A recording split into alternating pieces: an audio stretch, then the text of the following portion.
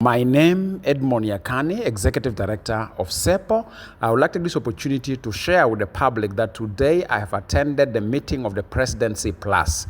It's a meeting where the members of the Presidency, His Excellency President, His Excellency First Vice President, Excellencies, other Vice Presidents, and representative of the political parties signatory to other access, and I sit there as a member of the stakeholders.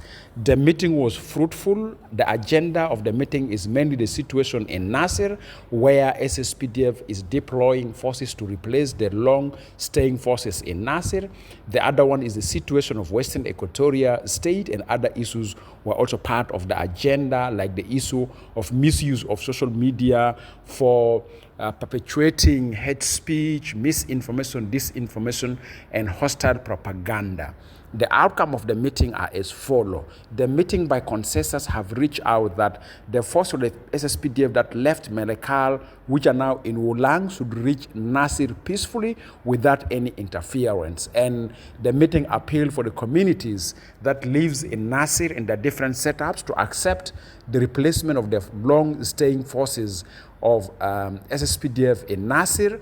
And of course, as a civil society leader, I learned that today there were strikes in Nasir, which we strongly condemned it, and we urge the conflicting parties in Nasir to adhere to a peaceful and non-violent replacement of the forces. And also in the meeting we've agreed that there's no any declaration or any directives for the forces to carry out disarmament of the White Army. And the leadership of the White Army were asked to cooperate with the forces, and the chiefs have to ensure that everything went peaceful, because we don't want to lose lives of our own innocent citizens. With regard to Western Equatoria State, the meeting reached consensus that a governor should be appointed to Western Equatoria State in order to bring down the situation of the insecurity in the state and to make the state have a political stability. The meeting have also reached consensus that there's a need to stop the misuse or the abuse of social media platforms where people are perpetuating hate speech, hostile propaganda, misinformation, and disinformation. And it is because of misinformation that's why the situation in Nasir escalated to what we see today